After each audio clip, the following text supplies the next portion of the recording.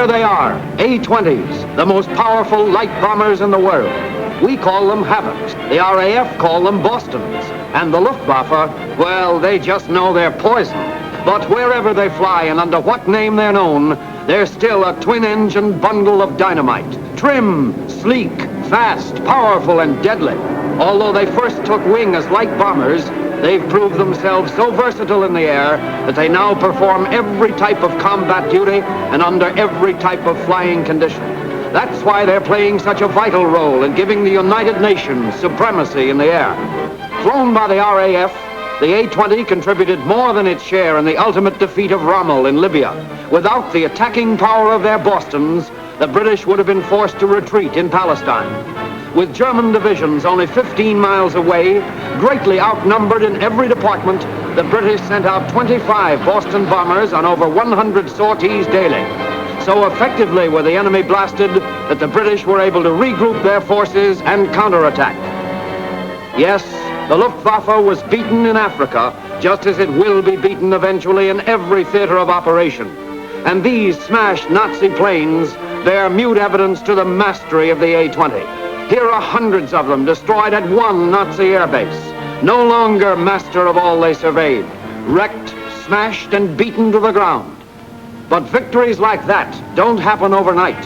Victories won with squadrons of A-20s that leave a trail of enemy wreckage in their wake. These men learned the how, why, and wherefore back home. And from the looks of things, they learned their job well. And this is how they do it. These A-20s are sure queer-looking gals, aren't they? Maybe, Tom. But over in Egypt, they look like glamour gals to us. Matter of fact, we thought they were the best-looking babies that had been up and down the Nile since Cleopatra retired. Cleopatra, huh? Yep, and a one-man gal she is. That is, one man at a time. Remember that, Tom. You're the only man in that cockpit. No one else is with you to share the responsibility. And that goes for your ground check, too. You'll want to make every check yourself. But there's one thing especially. You see this snubbing pin? Mm-hmm. Be sure it's in there and fast. If it isn't, the nose wheel will buckle on the takeoff and spill your plane before it ever leaves the ground. Yeah, well, that's reason enough to check it. But how does it get out in the first place, sir? Well, you see over there? When they tow the ship, they remove the pin so the nose wheel will swivel. Sometimes they forget to put it back. Or sometimes they forget to take it out in the first place. Then the pin shears off, and you're really in trouble. Check displacement of your landing gear.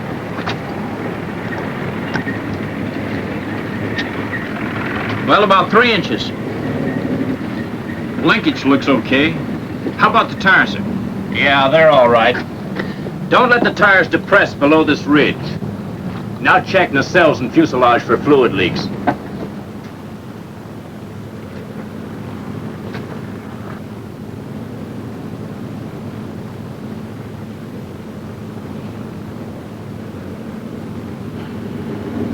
Well, you know all this stuff, Tom. But remember, it's that nose wheel pin. It's number 1 on the check parade, huh? Right. Now go through the same process on the other side while I check the foam 1A.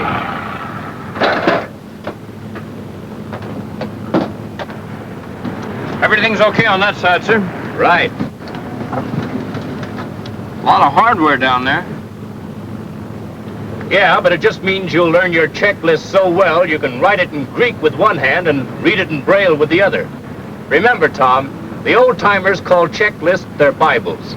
No matter how well they know it, they take it step by step each time. Now let's go over it point by point. Number 1, parking brakes on. Number 2, fuel supply. Right fuel selector to main. Switches on both for either engine. That's quite a routine. Well, this checklist is more than a routine. Make it a habit and it'll be the best life insurance policy you'll ever have. And this baby right here is the most important one to remember in your cockpit check. Never take off unless those upper cowl flaps are closed. What's so important about upper cowl flaps, sir? Upper cowl flaps were designed only for additional cooling when taxiing on the ground. If they're open in flight, the airflow over the wing is disturbed. The first thing I told you about Cleopatra, Tom, was how trim and sleek she is. But look what happens when the upper cowl flaps are open in flight. You'll feel that buffeting in your control column, just like the ships in a stall. If this happens on the takeoff, don't get excited. Just reach for that upper cowl flap control and close it. You'll feel like a chump, but you'll be a safe chump at least. Well, that's about enough hangar flying. Let's take the Queen upstairs and you can learn a little more about her. Right.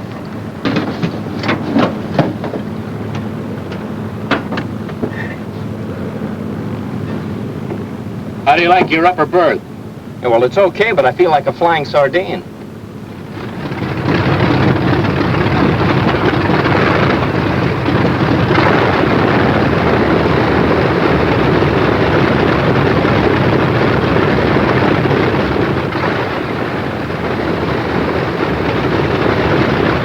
Remember your nose wheel when you taxi.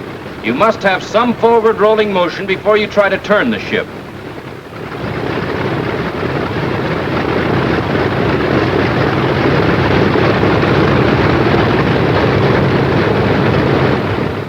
Okay, Tom, now you can make the takeoff check. Call them out one by one and watch me finger the gadgets. And notice that besides your regular cross-feed fuel system, you've got another cross-feed system for fuel pressure.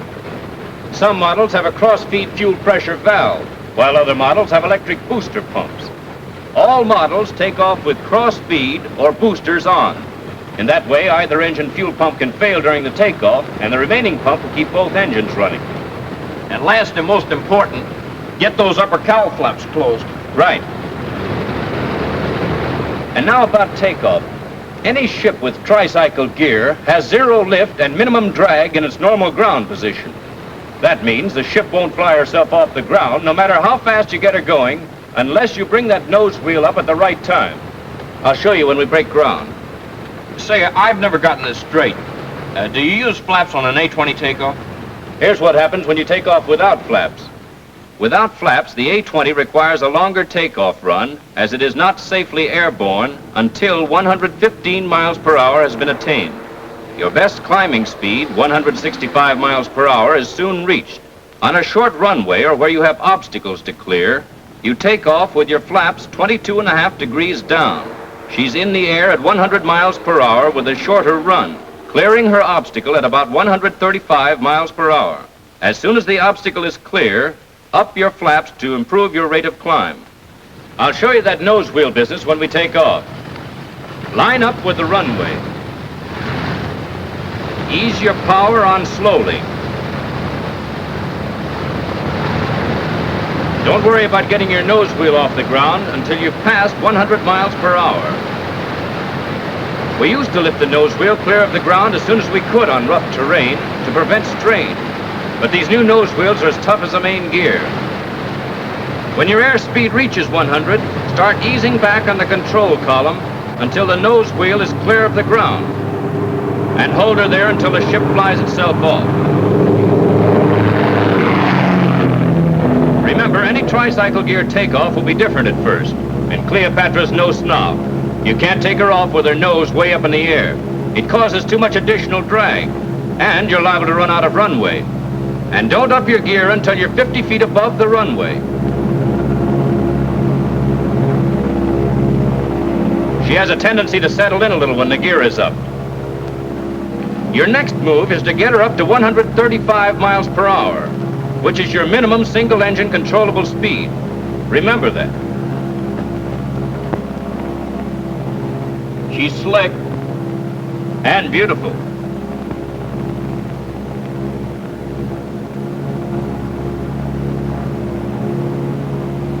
She cruises normally 25 inches manifold pressure, 1800 RPM.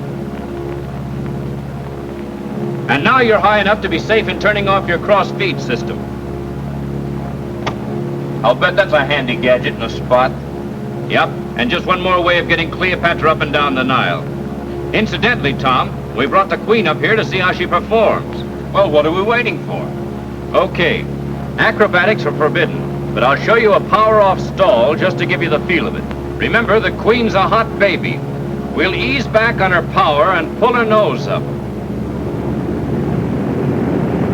Now she's just under a stall. That buffeting in your control column is your warning.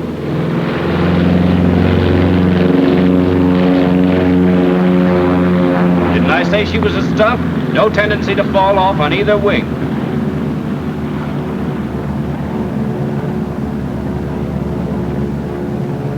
smooth babe in stalls. Yes, in power-off stalls. But never try a power-on stall. That's forbidden. Spins pretty fast, huh? Like a hot rock. If you find yourself in a spin at 5,000 feet or less, the only thing to do is jump. That's where you and the Queen call it quits. I'll bet that's a heartbreak. Sure, but it's better than breaking your neck. Remember, you sit well forward of the engines. That means before you jump, you've got to feather both props. There's not much to tell you, Tom, about normal banks and turns. She does them beautifully. But stay away from steep banks. Remember, the Queen is not an acrobatic airplane. Bank turns over 75 degrees give you loads on the wings they were never designed to take. And she'll stall out of a 70-degree bank at 200 miles per hour. Getting tired of that belly buster position, Tom? I've been this way so long, I'm beginning to like it. Okay, but there are a couple of more things you ought to know about the Queen. Hold on and I'll show you how she dives.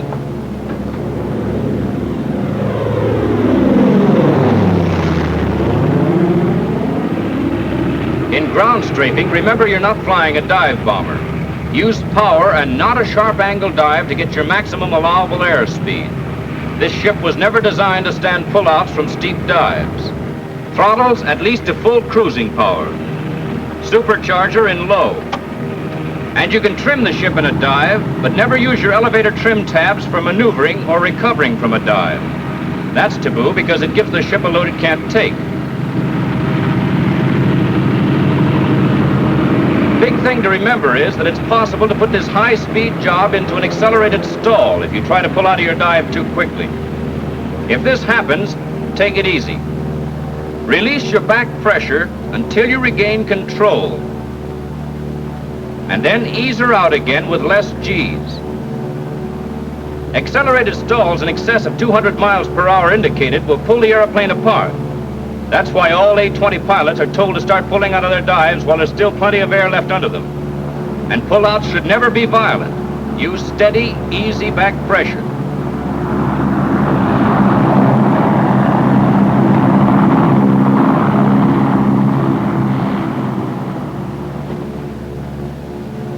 Say, Captain, I think I better tell you this right now. I had pork chops today for lunch. Very greasy. I get it, but don't worry, the next one will be easier on you. I'll show you some emergency procedures.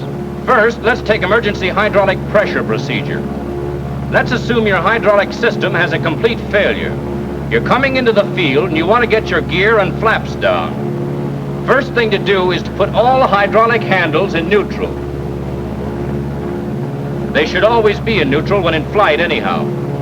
Slow the ship down to 135 miles per hour and put the landing gear selector down. Got that? Right. Next, pull the emergency gear release.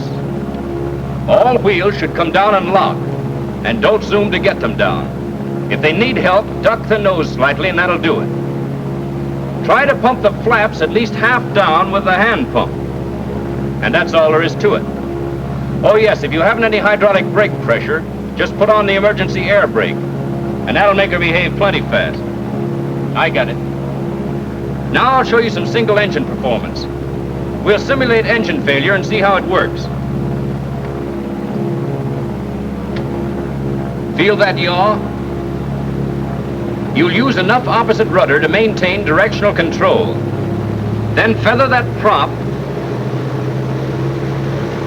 and be sure your airspeed stays above 135 miles per hour. That's the minimum speed at which the airplane can be controlled on one engine. Then as soon as you can, get the airspeed up to 165 miles per hour. That's minimum speed at which the engine is cool enough to maintain continuous flight. Then you can trim the ship, sit back, and start telling yourself ghost stories. Engine failure on takeoff is a little tougher. If you lose an engine before you're up to 135, cut the throttles and switches and land straight ahead. Another thing, don't forget your stalling speed goes up like a skyrocket as the ship banks. On a single engine, never bank more than 15 degrees. And always bank toward the live engine, never into the dead one.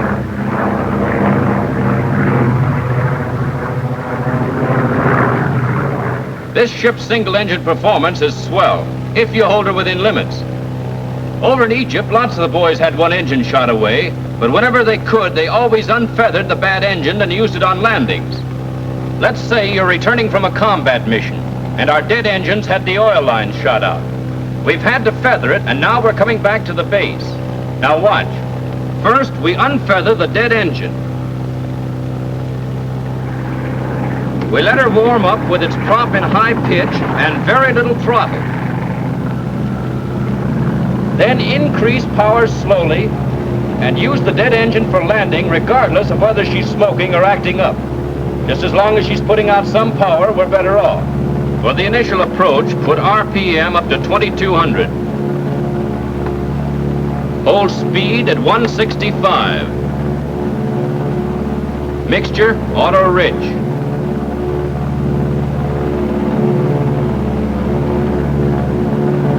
When you enter the base leg, flaps 22.5 degrees down. Gear down.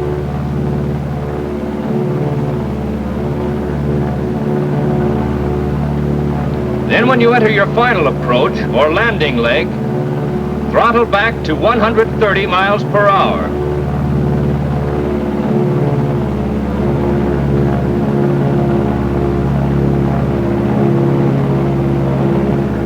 As soon as you're sure the landing is in the bag, put flaps full down. Come over the fence at 115 and land. Hold your nose wheel high off the ground. And don't worry about scratching your tail.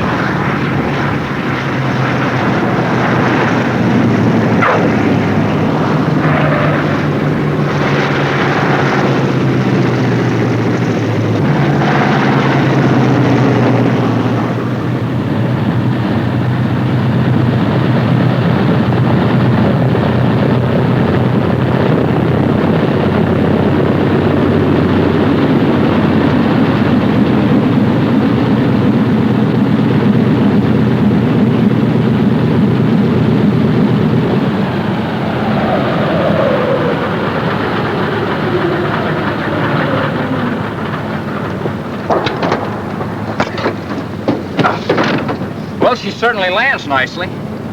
Say, thanks a million for showing me those emergency procedures. You sure have a smooth way of doing it. You learn a lot of things in combat. I guess you've had enough for today. Yeah, that's enough for me. And the pork chops.